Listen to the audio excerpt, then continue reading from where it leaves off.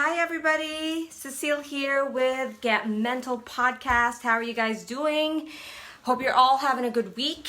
Hope you're having a week better than my week. Well, so far so good. Last week was really a doozy for me, and I'm going to talk about my personal experience dealing with a narcissist. OMG, it's been a while since I've encountered one of those personalities, and it was a great review on the clinical issues and definition. But kidding aside, it was really hard. I've been dealing with it for a couple of weeks, and I'm fully aware of what's happening, but even at my level of insight and functioning in my profession, it still can be very hard to totally protect yourself from the impact, and you're still affected by people like this. So it's a great lesson, a humbling experience, but also increases my empathy for people who are experiencing this stuff day to day. At least this person isn't in my inner circle. So that's what inspired me to talk about narcissistic abuse and narcissism. Okay, so I'm sure you guys have heard that term before, and we often use it loosely sometimes to describe our friends or family members, people, our experiences, the President of the United States, perhaps for some of you. Hold on a sec. I had to take a sip of water there. So let's break it down. And if you can relate to this, please let me know. Feel free to ask any questions, type it in, chime in. Cecile is going to get real at Get Mental. So there's narcissistic personality disorder, okay? And a lot of people don't really meet the criteria for a narcissistic personality disorder. A lot of people have narcissistic traits, okay? And the thing I want you guys to understand is whether or not they meet the criteria for a true narcissistic personality disorder, it really almost doesn't matter, because they will inevitably cause you harm. Wherever they are in the spectrum, there's going to be inevitable harm done to you. It's just a matter of degree and a matter of impact. So, hi Alan, thanks for watching. So, narcissistic traits, here's a general kind of list of what to look out for. They usually are very charming, and we call that superficial charm. On the outside, they look like, really nice, kind, genuine, authentic, happy, hardworking people. And until you really start to spend more time with them and you start to see the cracks and have direct experience of the inconsistencies, you're not really going to know off the bat just from that you're dealing with a narcissist or somebody with narcissistic traits or even a personality disorder. So superficial charm, they tend to be passive aggressive, they tend to be manipulative, and some of them are really kind of on the down low with the manipulation, very subtle. You can kind of slowly start questioning your judgment, your behavior, question just your own reality, your own experience of an event. So it kind of starts to happen usually incrementally, but for some narcissists who are prone to narcissistic rage, you can start to see the unraveling very quickly on. And so I'm going to talk about my experience, okay? So they can also gaslight you. So gaslighting is basically a very psychologically based abuse. It's a form of psychological abuse, basically. And it's very common among people who purposefully or unknowingly end up abusing another person. And it's basically, when somebody is telling you that what happened didn't really happen, or that what you heard or what you saw or what you experienced is really not, how it is. There's no room for both of your realities. It's basically them trying to invalidate and dismiss your reality so blatantly that you really do start to question your experience of it. So you can imagine how traumatic and confusing that can be. It really can be a form of mind F you know. And I've seen this a lot happen with many people I support, because I happen to specialize in domestic violence, and I have my own personal experience of that. And then recently, you know, this experience came back into my circle in a different way, more in a professional setting. That was really, knocked the wind off my sails, but I'm doing a lot better. So in case you're, you know, concerned about me, I'm good. Thank you. So the gaslighting, the hostility, the, this feeling that they're special somehow, that they're, you know, this feeling of superiority, and this feeling of kind of having like a God complex almost, or like somehow they're more blessed than someone else, or, you know, you just kind of get that air of like somehow this person thinks they're better than you or other people. And some of them, here's the trick why it's hard to discern, some of them are really covert about it. So not all narcissists are very outward or obvious about their narcissism. Some of them are what we call extroverted narcissists, and some are introverted narcissists. And that's recently what I've been a victim of, is the introverted narcissism. And this person really had superficial charm and was, you know, well regarded, was liked, you know, by, I'm not going to disclose a lot of details, but, you know, it would take a while, and it would take a very skilled person to really start to put two and two together and see the pattern.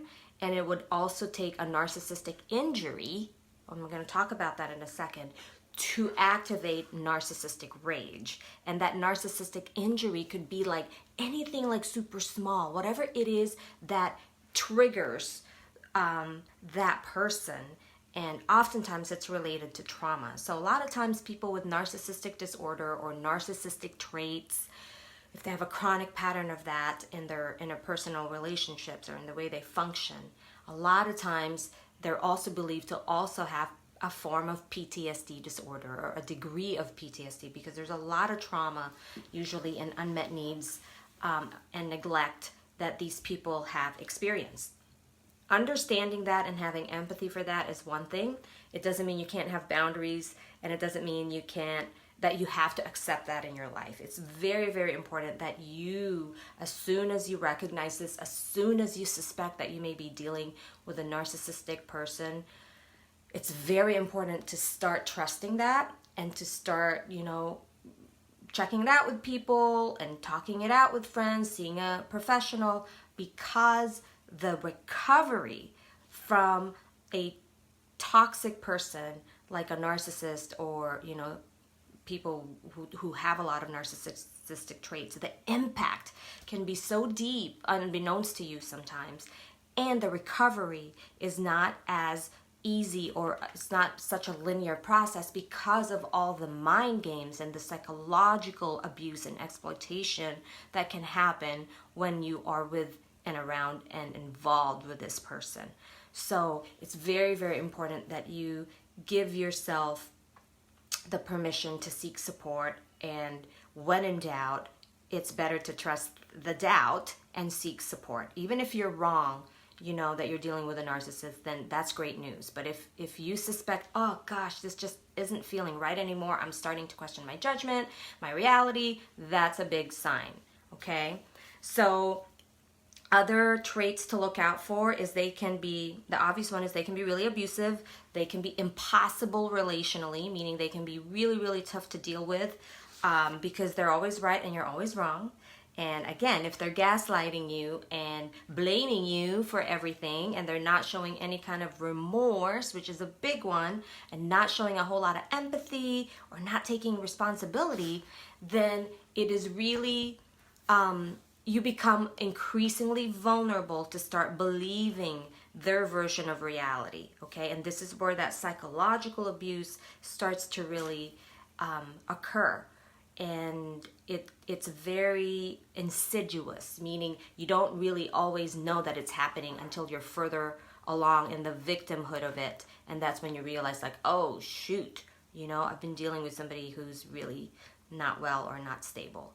So that's some of the things to look out for.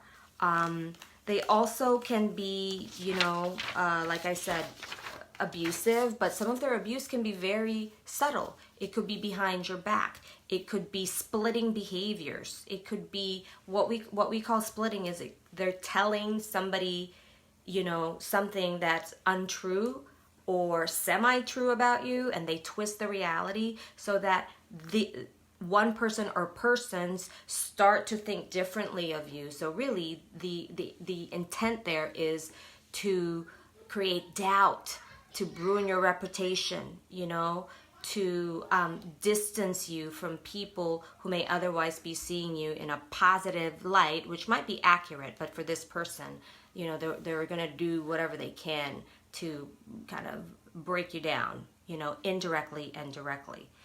So they can also be very much into exploiting you, exploiting your resources, exploiting your friends, exploiting whatever it is that they can gain from you. Okay, this is really, really important. It's a parasitic behavior. So again, there's a continuum of narcissism, right? Not all narcissists are the same. Some are just mildly narcissistic, and then you move into the continuum, and some of them are to the point of psychopathy, meaning they really don't have empathy or care about you. They just care about what they can take from you, and that's the parasitic nature. And if you're dealing with one of those, my heart goes out to you, because that is a whole new level of suffering, really. But I want you to know there's help. Okay, there's help. There's people. A skilled professional has to be part of your team, because this is not your ordinary just person, that you're fighting with. I believe the person who victimized me is not completely on the extreme, but kind of close to that psychopathy. Just no empathy, no responsibility, no remorse, breaking the law, breaking professional code of ethics, and just doesn't care. So that's what we're dealing with here. Some of them can also be very neglectful and passive aggressive. So, if this person might be, say, for example, a close person in your life, say, God forbid, your mom, because that is, that does happen, that you have a parent who's narcissistic, and you're going to them for some kind of need or love or attention. If they are not in approval of you for that particular moment, they can be really cruel and neglect you and reject your bid for connection or love or attention. So you can imagine how cruel and abusive that is, especially if you're a child, okay? And I've had adults that I've had to help through this because of the pervasive kind of nature or narcissism that they've had to live with. Either dad or mom was a narcissist. They can be violent. That's kind of more the overt type of narcissism. They can be financially abusive, and that's again part of the, sorry for the background noise, that can be part of the parasitic nature of, their personality. Because if you have little empathy, right? If you don't really feel bad for your behaviors, and you really don't think you're doing anything wrong because you have a sense of distorted entitlement, because that's really what's happening for them too. They feel entitled to these resources. They feel entitled to seeking justice from you. They feel justified for their behaviors because the narcissistic wound that you created, makes them feel that they are now entitled to act in certain ways, right? So you guys follow me. This isn't reality. It's not accurate. It's absolutely distorted. It's all their stuff. It's all of their trauma, all of the ways that their brain, kind of finds a way to protect themselves from reality because it's too painful and it's too hard for me to kind of explain it in a Facebook live talk. But there's a lot of stuff going on with these people that's beyond you. You cannot fix them. You cannot rehabilitate them. It doesn't matter how kind or nice you are. It doesn't matter how accommodating you are. There is nothing you can do, okay? The best thing you can do is remove yourself from this toxic environment, because even therapeutically speaking, they're very, very tough to rehabilitate. Most narcissists will not be in therapy because they don't think there's a problem. So that's what we're dealing with here. If they don't think there's a problem, nothing will ever, ever, ever change. They will just find new people to victimize. That's really scary. The good news is there's not a whole lot of people who, you know, there's only a small percentage of the population that are truly psychopathic in that way. But like I said, it doesn't matter where they are on the spectrum of narcissism. Even the milder versions of narcissism can still create and will still create some form of harm to you. So it's really important to know the signs so you can protect yourself, okay? Anybody who has any questions, please let me know. The other thing too is they lie. They lie blatantly. They deny, you know, they can make up stories. They are just very invested in being right and not being held accountable. And the narcissistic injury, I want to talk a little bit about that. What that is, like I said earlier, anything can trigger that. And it's usually not rational. So don't wait for it to make sense, because usually it doesn't make sense. And even when it does make sense, the reaction is usually so excessive to the trigger. That's one of the ways you can tell, is that would another person in my circle react in this way? You know, is this out of proportion? Is this person's reaction out of proportion to the incident or the issue that they're having a problem with? Another way to think about that is, does the punishment or reaction that they're, you know, demonstrating to you fit the crime? Okay? So for me personally, that's when I started to look at this person very differently, and that's when I started to put a different hat on when I was relating to her and understanding her, because there were a lot of, you know, what we call hairline triggers. That means anything kind of, even the slightest thing can trigger this person, create and activate that narcissistic injury, and then you get the narcissistic rage. And some of them work really hard for you not to see the narcissistic rage, because it's kind of a giveaway, right? It's a giveaway, and they're trying to kind of create this facade so you can't, you know that they're really who they are on the inside, because they've worked so hard, right, to have that superficial charm, to look the role, to play the role, to look perfect, to be nice, to be all of these things that you think they are, and then it starts to crack and it starts to no longer really make sense, because you start to see the inconsistencies. And so sometimes when that's happening, they will withdraw because they don't want to engage in having to talk about it, to problem solve it, to be held accountable. So they'll start doing passive aggressive things, or just downright aggressive things, or just kind of check out because, you know, you're discovering who they really are, and they just move on to someone else. So that can be really, really traumatic and rejecting if you're on the receiving end of that. But I want you to know, if you have experienced this or you're currently experiencing it, it's not your fault. You are not going crazy. You are not alone.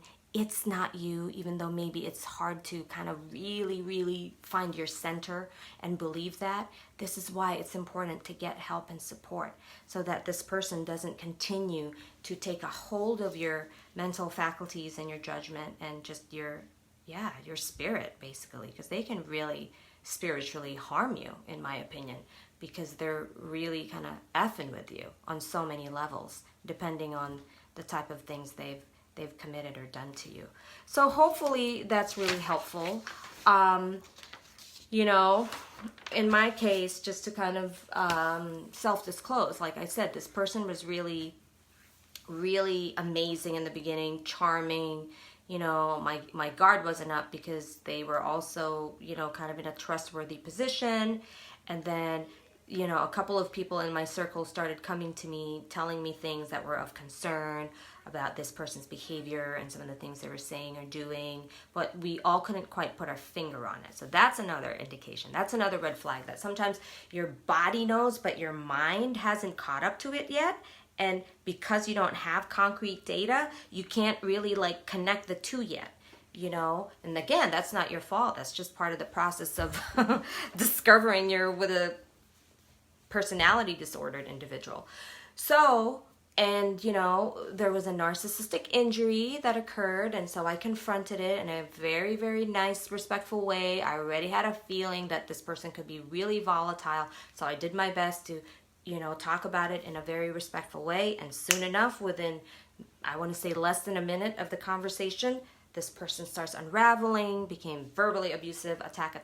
Thank God it was all virtual. And just became unhinged and started threatening and so forth, right? And so ended this meeting with this person because I wasn't feeling safe, but of course I didn't tell her that. I just said, let's end it. Let's just talk about it another time, blah, blah, blah, blah.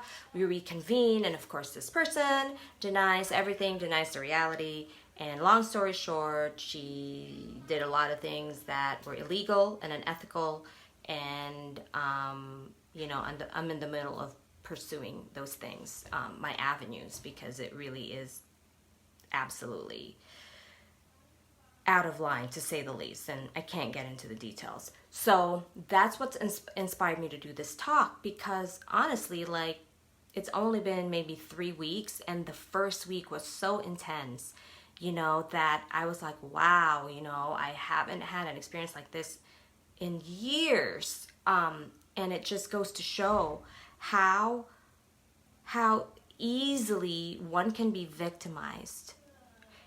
And again, it's not your fault. I just want to normalize this for you. If you've ever had a situation with a person like this, or an abusive person, that the process is usually very insidious, meaning, think of a frog. I always say this to my clients. Think of a frog in hot water, right? Or sorry, think of a boiling water. If you throw a frog in that hot water, what's going to happen?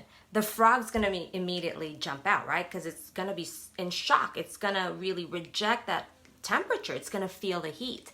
Usually what happens with narcissists and people who are, really manipulative and abusive is, instead of the water boiling hot, it's usually lukewarm, right? And so imagine the frog going into this lukewarm water, okay? Some of them are going to stay in there because it's not really burning you. It's not too hot.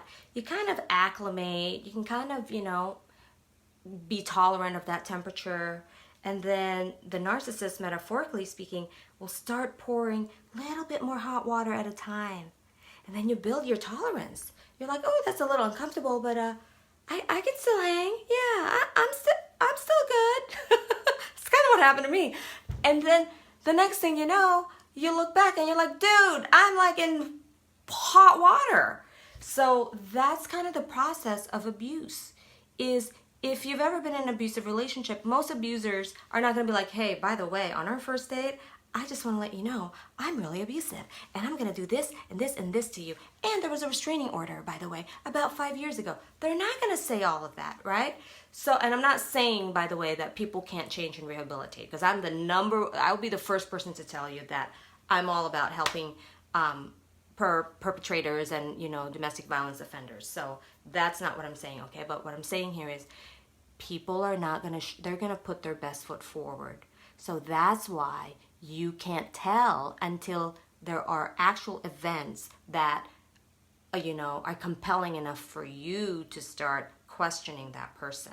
That's why it's not your fault, okay? Because it is sort of just happening to you. So I hope that this helps you guys, improve your knowledge base about narcissism and abusive personality traits. And like I said, when in doubt, it's better to check it out. When in doubt, it's better to check it out, because it's better to be wrong about being with a narcissist versus being right. Because like I said, the impact cannot be underestimated. And someone at my level, right? Meaning I'm a therapist, I've done a lot of work on myself, I'm really good with not being in toxic relationships and stuff like that. If I can be victimized, and I felt that, I felt the depth of kind of the sting of a narcissist, in the last couple of weeks, and my close friends know that I've been dealing with this. If I, am being that impacted, imagine, someone else who doesn't have this knowledge, who doesn't have a name for it, who doesn't really know what's going on, and doesn't know that there's, help out there and ways to healthily recover and effectively disengage from the toxicity and from this person, right? So hopefully if you are, suffering from a narcissistic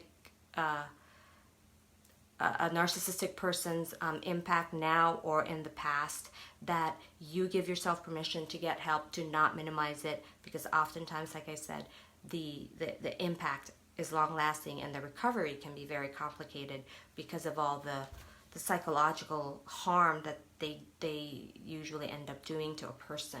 So yeah, that's it. I just wanted to talk about narcissism because I was personally inspired and personally impacted, and hopefully this also normalizes to you guys that hashtag we all have issues, right? Like, that's what I always say at Get Mental, and that you guys know that there is help out there and no one is immune to being victimized by a person who truly is, you know, choosing to victimize you.